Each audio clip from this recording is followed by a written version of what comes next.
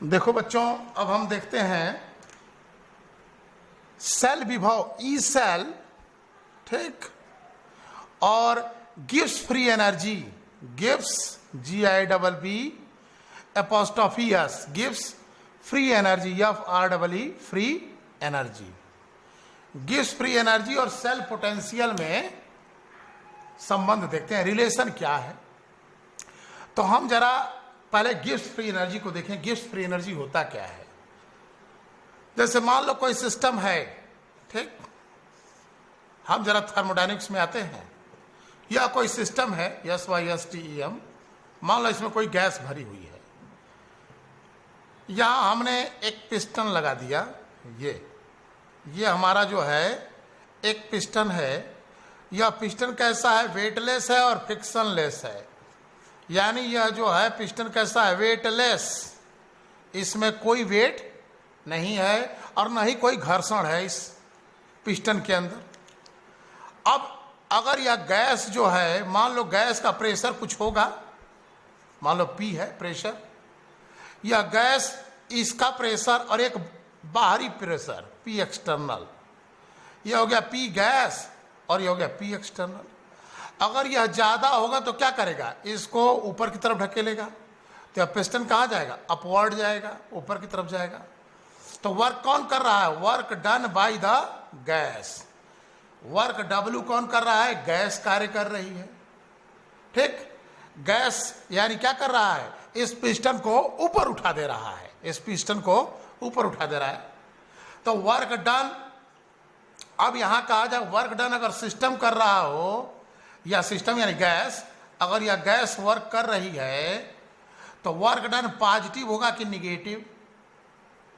तो work done, देखिए, जब यह गैस कार्य करेगी तो इसकी एनर्जी क्या होगी? डाउन होगी, इसकी इंटरनल एनर्जी घटेगी, क्योंकि अपनी एनर्जी से ही तो कर रहा है, तो इसकी इंटरनल एनर्जी घटेगी, तो वर्क डन निगेटिव होगा IPSC सिस्टम के अनुसार, ठीक। क्यों? क्योंकि इसकी इंटरनल एनर्जी क्या हो रही है? डाउन हो रही है, तो वर्क डन निगेटिव हो गया। बात समझ में गया?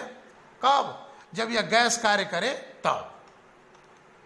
अगर P एक्सटर्नल ज्यादा हो जाए, P एक्सटर्नल अधिक हो जाए, तब यह पिस्टन नीचे की तरफ आएगा, तब work done on the gas होगा या ऑन द सिस्टम होगा।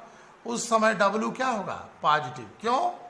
क्योंकि इनकी इंटरनल एनर्जी, इनकी जो एनर्जी है वह इनके मॉलिक्यूल की बढ़ेगी, उस समय पॉजिटिव लिया जाएगा। ये तो हमने W के बारे में बताया। जरा गिव्स फ्री एनर्जी पर आते हैं। गिव्स फ्री एनर्जी क्या है? पहले तो इसको G से रिप्रेजेंट किए, ठीक। कोई सिस्टम है, इससे कितना कार्य किया जा सकता है ना? वर्क डन, WR के work done by the system या बाय द गैस ना। हम इस सिस्टम की उस एनर्जी की बात करेंगे, ये तो वर्क डन रहा ना। हम उस ENERGY, इस सिस्टम की उस एनर्जी की बात करेंगे जिससे कोई कार्य किया जा सकता है। उसी एनर्जी को कहते हैं फ्री एनर्जी, यानी FREE free energy, ENERGY। Gibbs ने बताया था, इसलिए कहा जाएगा गिब्स फ्री एनर्जी। तो गिब्स फ्री एनर्जी क्या है?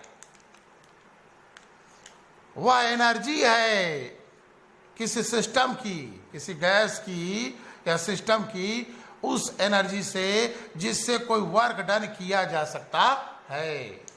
यानी किसी सिस्टम की या किसी निकाय की वह ऊर्जा जिससे कोई कार्य किया जा सके, क्या कहलाएगा? Gives free energy. यहां वर्क कौन कर रहा है? हम G की बात करें। गिव्स फ्री एनर्जी क्या है? किसी गैस द्वारा किया गया कार्य। तो सिस्टम वर्क डन कौन कर रहा है? सिस्टम।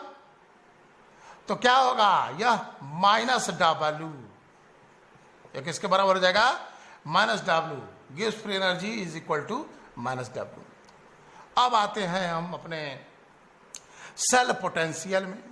मान लीजिए कि यह एक पात्र है, एक दूसरा है, इसके अंदर एक इलेक्ट्रोड रखा गया और इसके अंदर दूसरा इलेक्ट्रोड रखे। मान लीजिए इसमें हमने जिंक का इलेक्ट्रोड रखा और इसमें हमने कॉपर का इलेक्ट्रोड रखा। इसमें सॉल्यूशन भर दिया ZnSO4 का और इसमें सॉल्यूशन भर दिया CuSO4 का। इसमें ZnSO4 का सॉल्यूशन भरा, इसमें CuSO4 का। मान लीजिए इसका कॉन्सेंट्रेशन 1 m कर दिए, इसका भी कॉन्सेंट्रेशन 1 मोल पर लीटर कर दिए। अब इन दोनों को कनेक्ट कर दीजिए वोल्ट मीटर से। यह होगा क्या, जब साल्ट ब्रिज यहां लगा देंगे, जैसे ही साल्ट ब्रिज लगाएंगे तो क्या होगा, यहां इसके इलेक्ट्रॉनों की एनर्जी ज्यादा है, इस इलेक्ट्रोड का पोटेंशियल अधिक है, इसमें से इलेक्ट्रॉन क्या करेगा, निकलेगा। और जब ये इलेक्ट्रॉन निकलेगा तो इसका क्यों निकल रहा है, क्योंकि अपने लो एनर्जी स्टेट में इलेक्ट्रॉन जाना चाहता है। यह इलेक्ट्रॉन इसमें आएगा और इसमें इलेक्ट्रॉन प्रवेश करेगा। सोल्यूशन से Cu++ जो है इसमें आना प्रारंभ कर देगा, इससे Zn++ इसमें आएगा। इसका कॉन्सेंट्रेशन बढ़ने लगेगा, इसका कॉन्सेंट्रेशन घटने लगेगा। वोल्ट मीटर में जो है रीडिंग मैक्सिमम क्या होगी, 1.1 वोल्ट। आप जान रहे हैं, इसके लिए निकाल चुके हैं, ठीक। अब यह रीडिंग घटने लगेगी, घटते घटते इक्विलिब्रियम आ जाता है। तो हम यहाँ इक्विलिब्रियम की चर्चा नहीं करेंगे। हम इसके गिब्स फ्री एनर्जी की बात करें तो हम इस सिस्टम से वर्क डन पहले देखें, कितना कार्य यह कर सकता है। तो W वर्क डन, ठीक। तो इसका सेल विभव क्या है, सेल पोटेंशियल, इसकी पोटेंशियल माने एनर्जी, इसका इस सेल कितना है, सेल पोटेंशियल कितना है, ठीक। और कितने फैराडे इलेक्ट्रिसिटी दे रहा है, तो NF, यह वोल्ट में रहेगा, यह किस में रहेगा, वोल्ट में। और यह कूलाम में ना, फैराडे, एक फैराडे बराबर 96,500 कूलाम। और यह number of moles of electron, कितने इलेक्ट्रॉनों का खेल हो रहा है। जैसे इसमें 2 इलेक्ट्रॉनों का खेल हो रहा है तो यहाँ 2 हो जाएगा N का वैल्यू। तो N इंटू यह रहा इलेक्ट्रिकल वर्क। कौन सा वर्क, विद्युत कार्य, विद्युत कार्य। तो विद्युत कार्य हो गया NF, यानी कितना आवेश है, गुणे ई सेल NF, यह हो गया आवेश, जहां N क्या है, 96,500 कूलाम, और यह किसमें है, वोल्ट में, ठीक। और N क्या है, इलेक्ट्रॉनों की संख्या, number of moles of electron, electron के मोलों की संख्या। तो यह हमारा रहा इलेक्ट्रिकल वर्क W, यानी यह सेल इतना काम कर सकता है जो इसका ई सेल हो। तो अगर हम इसमें इसको मिटा दें, देखिए हम इसका ई सेल की बात करें तो यहां W हमारा क्या आ गया, W कौन सा, विद्युत कार्य, W इलेक्ट्रिकल कर दें, ELE बराबर NF into E cell. Cell विभव किसमें रहेगा, वोल्ट में, या किसमें, कूलाम, कूलाम इंटू वोल्ट। तो आंसर आ जाएगा किसमें, जूल में। यह कार्य हमको किसमें मिलेगा, जूल में, कूलाम इंटू वोल्ट से। तो जूल में हमको इसका वर्क मिल गया, विद्युत कार्य, यानी सेल कितना विद्युत कार्य करेगा। अब हम यहीं पर इसका change in Gibbs free energy निकाल दें, तो डेल्टा जी गिब्स फ्री एनर्जी बराबर क्या हो जाएगा, -NFE। ये -NFE कहां से आ गया जी, ई सेल, यहां लिया तो ई सेल हो जाएगा, -NFE। ये माइनस कहां से आ गया, तो माइनस आ गया क्योंकि कार्य कौन कर रहा है, सिस्टम। सिस्टम जो कार्य करेगा वह, और जब सिस्टम कार्य करेगा तो थर्मोडायनामिक्स से क्या होगा, निगेटिव। कार्य गैस द्वारा किया जाए तो इसकी आंतरिक ऊर्जा घटती है, इसलिए क्या लिखते हैं, माइनस। तो यहां माइनस कर दिए, डेल्टा जी बराबर -NFE। गिब्स फ्री एनर्जी क्या है, किसी सिस्टम, उस ऊर्जा से मतलब है वह फ्री एनर्जी, नाम क्या है, फ्री एनर्जी। वह फ्री एनर्जी जिससे कोई कार्य किया जा सके, किसी सिस्टम की वह एनर्जी जिससे कोई कार्य किया जा सके, उसे ही कहते हैं गिब्स फ्री एनर्जी, गिब्स की मुक्त ऊर्जा, ठीक। तो डेल्टा जी बराबर -NFE हो गया।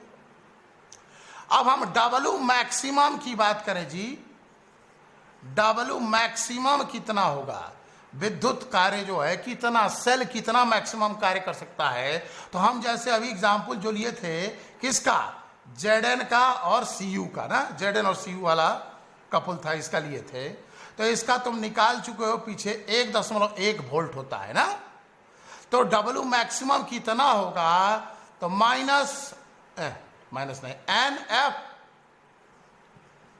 कितना आवेश है गुड़े ई स्टैंडर्ड सेल का विद्युत वाहक बल, ई स्टैंडर्ड सेल लिया जा रहा है। ई स्टैंडर्ड सेल बराबर ई राइट माइनस ई लेफ्ट, ई राइट माइनस ई लेफ्ट, या रिडक्शन और ये ऑक्सीडेशन जोड़ दें, इसका ऑक्सीडेशन पोटेंशियल, इसका रिडक्शन पोटेंशियल, दोनों के बीच का अंतर, विभवांतर।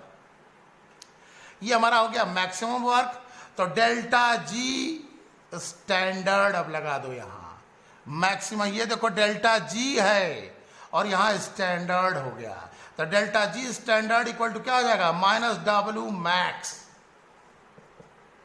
Delta G standard minus W max, तब इसका फार्मूला क्या हो गया, delta G standard equal to minus N F E standard of the cell. ठीक, ये हमारा रहा।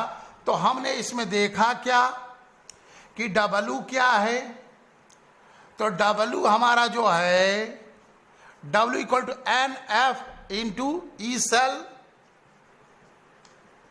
तो डेल्टा जी क्या हो गया, minus N F into E cell.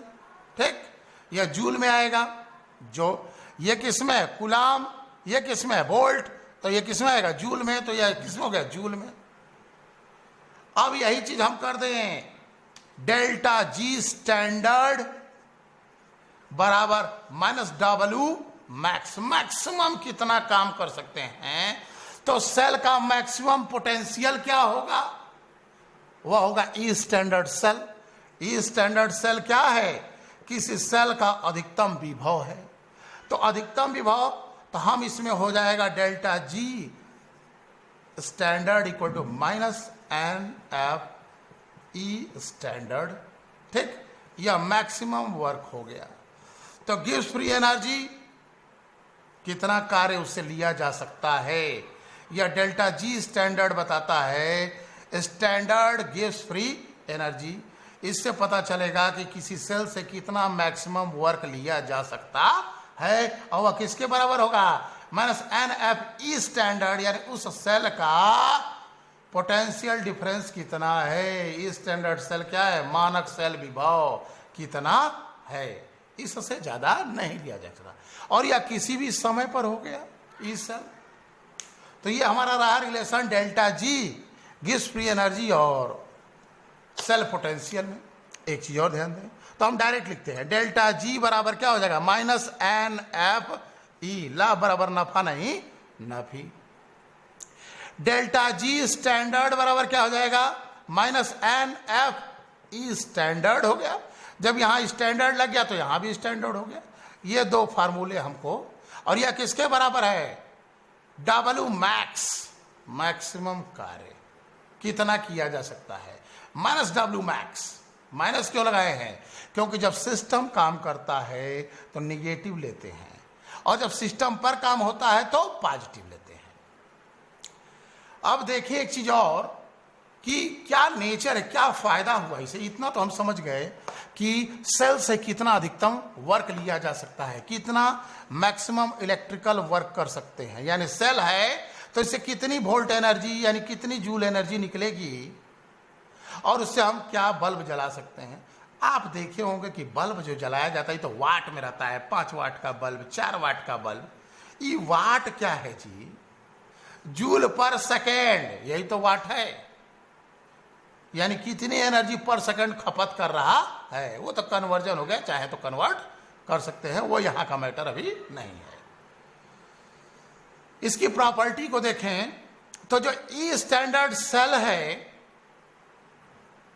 और ये जो डेल्टा ये है, ये देखिए डेल्टा जी एक्सटेंसिव प्रॉपर्टी है, एक्सटेंसिव टी यानी SIV, यह एक्सटेंसिव प्रॉपर्टी है, और यह इंटेंसिव SIV।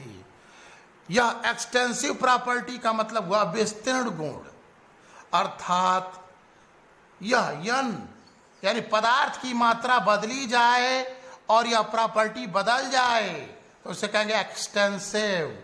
जैसे हमारा हो गया कौन, डेल्टा जी एक्सटेंसिव प्रॉपर्टी है, पदार्थ की मात्रा बदलेगी और यह बदल जाएगा। और यह हमारा इंटेंसिव प्रॉपर्टी है, पदार्थ की मात्रा के ऊपर निर्भर नहीं करेगा। ई स्टैंडर्ड सेल ये पदार्थ की मात्रा पर निर्भर नहीं करेगा, यह इंटेंसिव है। और यह गुण क्या है, डेल्टा जी एक्सटेंसिव है। देखिए एक एग्जाम्पल जैसे लेते हैं, हमने मान लीजिए एक एग्जाम्पल लिया, अभी जो सेल लिए थे Cu Zn धन Cu plus plus converts into Zn plus plus धन Cu। इसके लिए हम निकालें कितने इलेक्ट्रॉन का खेल है, n बराबर 2, ठीक। इसमें n बराबर क्या है, 2 है। और इसका ई स्टैंडर्ड सेल कितना होता है भाई, ई राइट माइनस ई लेफ्ट पीछे निकाल चुके हैं, 1.1 वोल्ट ना, 1.1 वोल्ट। और नहीं भी डाटा याद है तो कोई बात नहीं, इसका स्टैंडर्ड सेल हो गया। अब हम यहां निकालें Gibbs free energy, delta G बराबर, डेल्टा जी स्टैंडर्ड बराबर क्या हो जाएगा, minus N F E cell, E standard cell, ठीक। एन की वैल्यू रखो, कितने इलेक्ट्रॉन का खेल है, 2, तो -2, एफ को एफ में ही रहने दें, 96,500 है, 2f इज स्टैंडर्ड सेल। अब अगर हम इसको इस रिएक्शन को ऐसे लिख दें, 2Zn 2 गुना कर दें, पूरे इक्वेशन में 2 का गुणा, 2Zn धन 2Cu प्लस प्लस, एरो क्या बन गया, 2Zn प्लस प्लस धन 2Cu। तो जब 2 का गुणा कर दिए तो यहां डेल्टा जी स्टैंडर्ड आएगा minus N F E standard. N का मान अब 2 नहीं 4 रखा जाएगा, क्योंकि कई इलेक्ट्रॉन का खेल हो जाएगा 4, तो हो जाएगा -4 एफ ई स्टैंडर्ड सेल। तो देखो ये एक्सटेंसिव प्रॉपर्टी है, नंबर चेंज हुआ कि यह चेंज हो गया, नहीं हुआ। यहां 2Fe, अगर हम इसका मान रख दें 1.1 वोल्ट और इसका 96,500 मान रख देंगे तो हमें पता चल जाएगा कितना जूल कार्य हुआ। और यहां ये देखो क्या हो गया, ये बदल गया। या delta G Gibbs free energy क्या है, एक्सटेंसिव प्रॉपर्टी है। अगली चीज देखें, डेल्टा जी जो है यह एडिटिव है, ADDITIV, डेल्टा जी एडिटिव है। और जबकि ई स्टैंडर्ड यह एडिटिव प्रॉपर्टी नहीं है। सेल पोटेंशियल जो है, इलेक्ट्रोड पोटेंशियल एडिटिव प्रॉपर्टी नहीं है स्टैंडर्ड सेल, जबकि यह एडिटिव है। जैसे हम एक एग्जांपल लेते हैं, ठीक है। अब इसमें हमने ले लिया, मान लो एक लैटिमर डायग्राम खींच रहे हैं, Cu plus plus converts into Cu पर एक प्लस कन्वर्ट्स इंटू Cu, ठीक। यहां Cu डाई पॉजिटिव है, कन्वर्ट हो रहा है Cu पर एक प्लस में, और फिर इसमें उसके बाद एक और हम खींच दिए कि यह कन्वर्ट हो रहा है किसमें, Cu में। यहां 3 स्टेप हो गया। मान लो यहां हमने ले लिया डेल्टा E1, ठीक। डेल्टा E1 की वैल्यू हमने यहां दे दिया और डेल्टा E2 की वैल्यू हमने यहां दे दिया। डेल्टा E1 स्टैंडर्ड और डेल्टा E2 स्टैंडर्ड, ठीक। और यहां कर दिया डेल्टा E3 स्टैंडर्ड। अब यहां गिब्स फ्री एनर्जी कर दे डेल्टा G1 और यहां कर दे डेल्टा G2 और यहां कर दे डेल्टा G3। अगर हम यहां देखें तो डेल्टा G3 स्टैंडर्ड बराबर हो जाएगा delta G1 standard plus delta G2 standard. इसे कहेंगे एडिटिव, यानी इनको जोड़ा जा सकता है।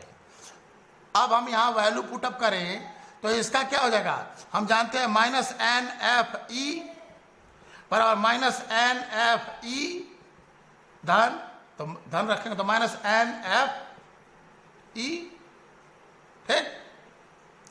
अगर इसको हम कह दें N1 E1 N2 E2 N3 E3, standard है तो सब जगह स्टैंडर्ड लगा दो, ठीक। एफ फैराडे नियतांक तो सब जगह बराबर ही रहेगा। माइनस माइनस हट सकता है ना, माइनस हट गया तो यहां क्या आ जाएगा प्लस। अगर हम इसमें से निकालें E1 स्टैंडर्ड, देखो N1 नहीं, इसको मानेंगे N3, ये ना है E3, और ये क्या हो जाएगा N1 E1 और ये हो जाएगा N2 E2, ऐसे ना होगा N2 E2, ठीक।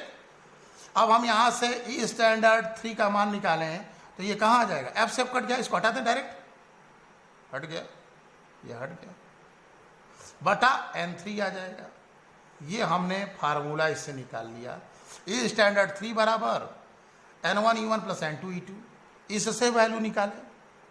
मान लो हम यहां डाटा दे देते हैं, सपोज दैट इसका डाटा दे दिया 0.15 वोल्ट, प्लस में प्लस 0.15 वोल्ट, और इसका डाटा दे दिए प्लस 0.5 वोल्ट, 50 वोल्ट।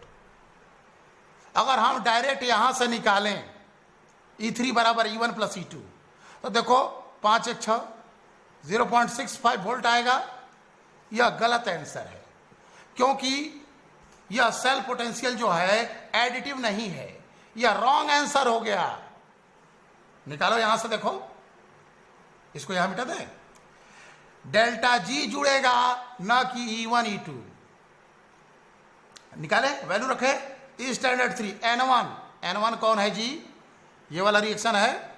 N1 का वैल्यू 1 इलेक्ट्रॉन का खेल है, +2 से +1, तो 1 गुणे E1 की वैल्यू कितनी है जी, ये 0.15 प्लस में है, प्लस N2 की वैल्यू कितनी है जी, ये वाला है, कितने इलेक्ट्रॉन का खेल है, +1 से 0, तो 1 हो गया, गुणे E2 की वैल्यू कितनी है जी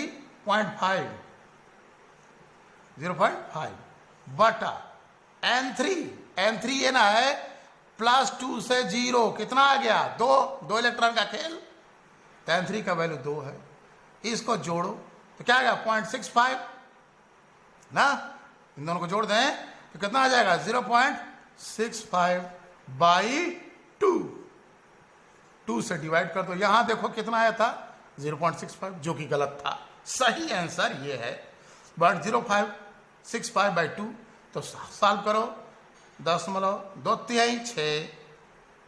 है 2/3 अब क्या आएगा 2 दूनी 4, ठीक, 1 बचेगा 2 5 10, इतना वोल्ट इसका है स्टैंडर्ड 3 की वैल्यू।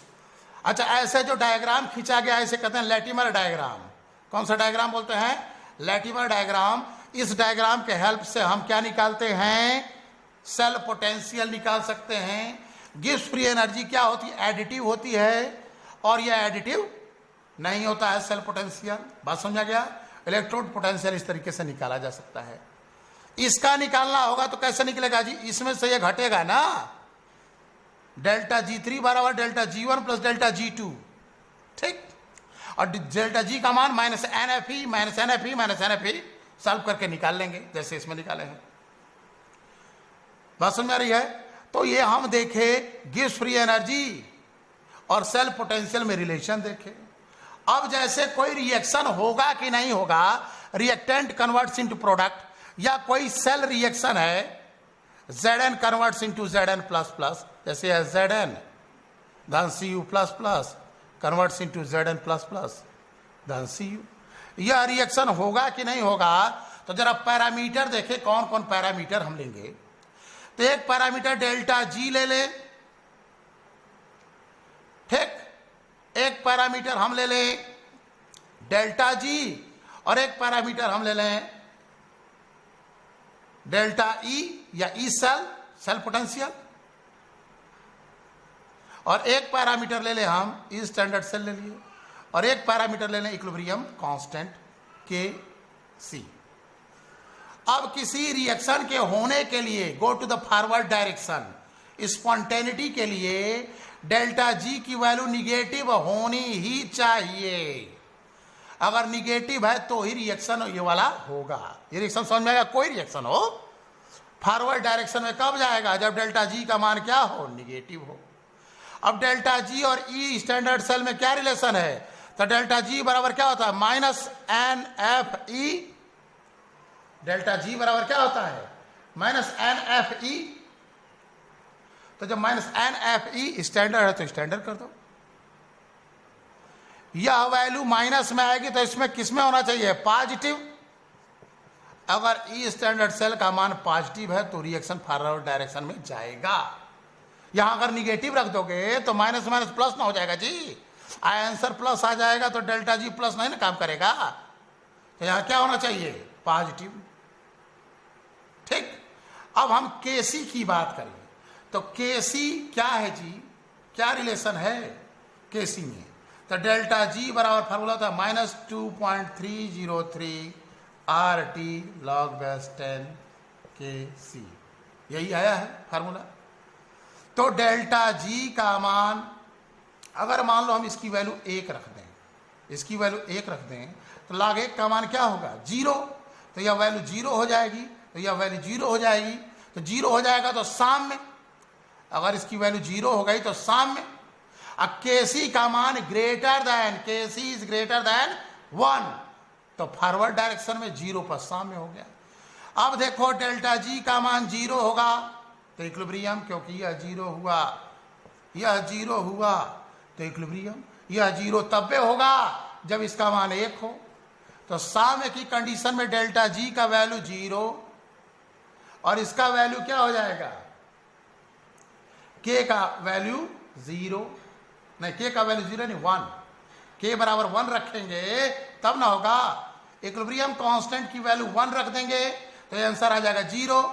तो इक्विलिब्रियम कांस्टेंट की वैल्यू 1 हुई तो 0 हो गया तो साम्य आ गया। तो केसी का मान 1 है तो इक्विलिब्रियम में होगा अग्रभिक्रिया का, यानी सेल में कोई रिएक्शन नहीं होगा, कोई धारा प्रवाहित नहीं होगी। सेल से ना तो बाहर करंट जाएगा ना बाहर से सेल में करंट आएगा। तो के का 1 इक्विलिब्रियम हो गया। डेल्टा जी का मान 0। ई का मान क्या होगा जी? जब डेल्टा जी की वैल्यू 0 होगी तो उस केस में ई का मान भी 0 ही ना आएगा। जब यह 0 तो यह 0। जब ई स्टैंडर्ड सेल 0 अगर हो गया, ई सेल अब स्टैंडर्ड हटा दो, परिवर्तित कर रहा हो, तो अगर इसका मान 0 हो गया तो इक्विलिब्रियम आ गया। डेल्टा जी का मान 0 हो गया तो इक्विलिब्रियम आ गया, और 1 हो गया तो क्या आ गया? साम्य। अब देखो अगर इसकी वैल्यू पॉजिटिव आई तो रिएक्शन फॉरवर्ड डायरेक्शन में नहीं जाएगा, बैकवर्ड डायरेक्शन में जाएगा। रिएक्शन किधर जाएगा? बैकवर्ड डायरेक्शन में जाएगा, अग्रभिक्रिया नहीं होगी। जब यह पॉजिटिव होगा तो ई सेल क्या होगा जी? निगेटिव। अगर ई सेल का वैल्यू निगेटिव है तो अभिक्रिया पक्ष दिशा में जाएगी, यानी रिएक्शन पॉसिबल नहीं है। Reaction not possible. अगर डेल्टा जी पॉजिटिव है तो रिएक्शन नहीं होगा, ये है तो नहीं होगा। और ये क्या हो जाएगा G? KC is less than 1। KC is less than 1 तो रिएक्शन फॉरवर्ड डायरेक्शन में नहीं जाएगा। यानी कोई रिएक्शन पॉसिबल है कि नहीं, स्पॉन्टेनियस है कि नहीं, फिजिबल है कि नहीं, go to the forward direction है कि नहीं। तो फॉरवर्ड डायरेक्शन में तब जाएगा जब delta G must be negative. और डेल्टा जी का मान निगेटिव होगा तो डेल्टा ई का मान पॉजिटिव होना चाहिए और केसी का मान 1 से ज्यादा होना चाहिए। इक्विलिब्रियम में कब होगा जी? इक्विलिब्रियम में डेल्टा जी का मान 0 होगा, और डेल्टा जी का मान 0 होगा तो स्टैंडर्ड सेल भी 0 होगा। और केसी का मान क्या होना चाहिए? 1। फार्मूले से तुम देखे थे, log के का मान 1 होगा तो log के का मान 0 आ जाएगा, है? डेल्टा जी 0 गिरेगी। अब अगर यह डेल्टा जी पॉजिटिव है तो रिएक्शन अग्र दिशा में नहीं जाएगा, बैकवर्ड डायरेक्शन में जाएगा। Reaction is not possible, not feasible, not go to the forward direction. E standard cell का मान निगेटिव है तो अभिक्रिया अग्र दिशा में नहीं पश्च दिशा में जाएगी। और के का मान 1 से कम है तो भी बैकवर्ड डायरेक्शन फॉरवर्ड डायरेक्शन में नहीं जाएगा। तो ये तो रहा हमारा relation between delta G cell potential में, सेल पोटेंशियल के बारे में जाने, और डेल्टा जी सेल पोटेंशियल और केसी में कोई अभिक्रिया होगी कि नहीं होगी, तो डेल्टा जी का मान निगेटिव होना चाहिए, पॉजिटिव रहेगा तो नहीं होगा, जीरो है तो इक्विलिब्रियम। ई सेल का मान हमारा जो है पॉजिटिव है तो होगा, निगेटिव है तो नहीं होगा, जीरो पर इक्विलिब्रियम। केसी का मान 1 है तो साम्य होगा, केसी का मान 1 से ज़्यादा है तो अग्र दिशा में, और केसी का मान 1 से कम है तो पश्चिम दिशा। मैथमेटिकल से तुम इसको जज कर सकते हो।